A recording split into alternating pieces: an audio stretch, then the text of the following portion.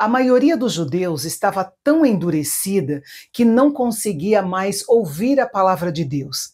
Então o Senhor orientou Ezequiel a usar uma abordagem diferente, e é sobre isso que nós vamos falar no capítulo de hoje.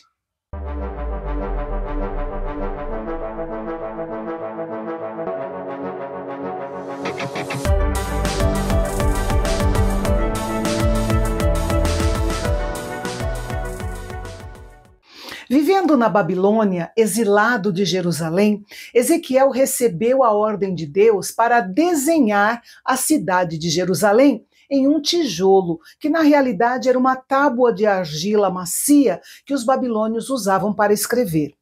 Ezequiel fez então um esboço da cidade de modo que fosse facilmente reconhecida pelos judeus. Depois, armou um muro de cerco em volta da sua cidade de argila, junto com os acampamentos dos exércitos sitiantes e os seus arietes, que eram as máquinas de guerra para derrubar muralhas ou portas das cidades sitiadas. Podemos imaginar que essas estranhas ações de Ezequiel devem ter sido realizadas provavelmente no espaço aberto em frente à sua casa, para que pudessem ser observadas por muitas pessoas. Essas ações ilustravam o que aconteceria com Jerusalém quando o exército babilônico iniciasse o cerco à cidade para a terceira e última invasão que culminaria na sua destruição total. Ezequiel deveria ainda fazer uma barreira com uma assadeira de ferro entre ele e a cena que havia construído, simbolizando a barreira entre Deus e o seu povo. Alguns entre os exilados da Babilônia e também em Jerusalém ainda pensavam que Deus defenderia a cidade e a resgataria quando os babilônios fossem invadi-la pela terceira vez. Mas a encenação de Ezequiel era um sinal seguro de que isso não aconteceria.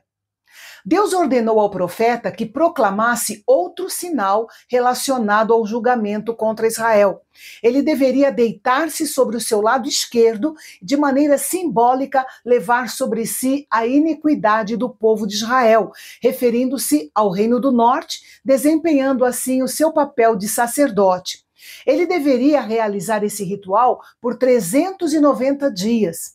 Após esse período, ele deveria virar e se deitar do seu lado direito e fazer o mesmo por 40 dias para, simbolicamente, levar a iniquidade da casa de Judá, referindo-se ao Reino do Sul.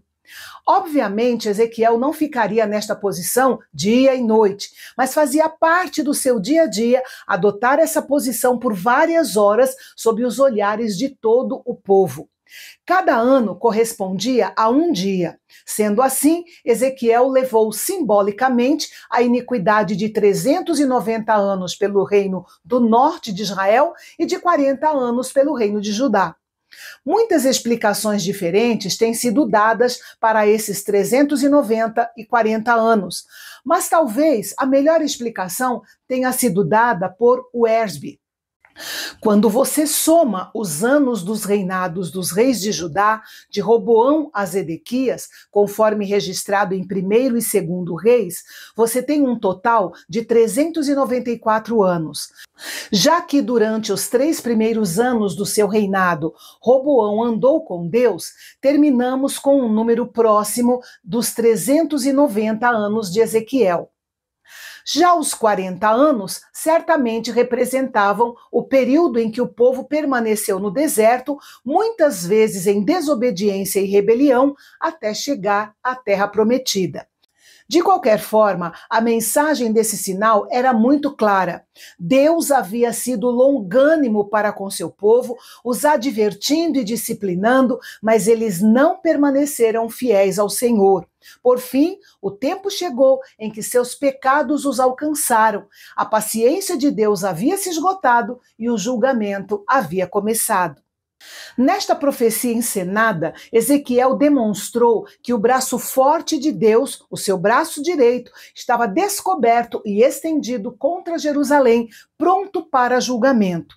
Enquanto isso, o povo estaria atado, ou seja, aprisionado e desamparado. Durante os 390 dias em que ficou deitado do seu lado esquerdo, levando simbolicamente os pecados do reino do norte de Israel, Ezequiel recebeu a ordem de Deus para fazer pão com uma mistura de vários grãos diferentes e comê-lo durante aqueles dias. Aquela receita de pão incomum dada pelo Senhor era uma previsão encenada de como seria a vida durante o cerco que aconteceria em Jerusalém, quando tudo ou qualquer coisa poderia virar comida. Tudo seria radicalmente racionado. Em sua encenação, o profeta poderia comer apenas 240 gramas de pão por dia e beber meio litro de água.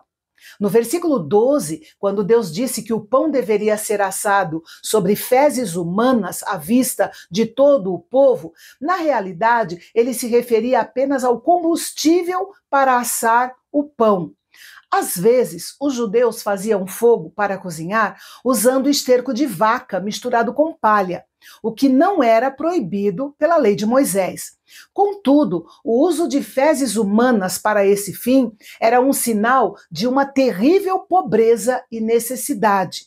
Acontece que, durante o cerco babilônico, todo o gado seria morto para alimentação, restando apenas fezes humanas para ser usada como combustível. Ezequiel mostrou sua insatisfação à ordem de Deus para preparar o seu pão em um fogo alimentado por queima de fezes humanas.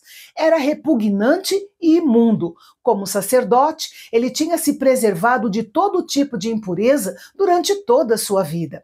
Deus então permitiu que Ezequiel diminuísse a ofensa, mas não a retirasse. Ele poderia passar a mensagem ao povo usando fezes de vaca como combustível. No entanto, Deus enfatizou que essa encenação indicava que um cerco terrível estava chegando a Jerusalém e que tanto o pão quanto a água seriam cortados.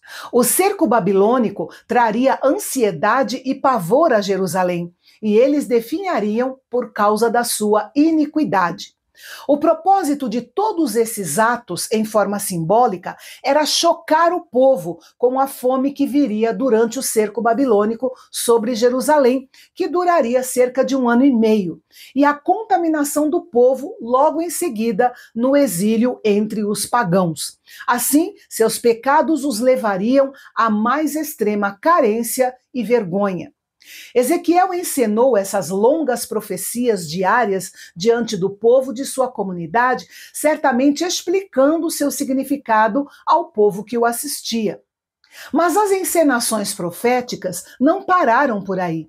Para a próxima encenação que Deus o orientou a fazer, Ezequiel precisou cortar o cabelo e a barba e colocar tudo sobre uma balança. Mas esse é um assunto para o nosso próximo encontro aqui no Canal Bendito, o canal de Fala Fácil, onde a teologia é para todos.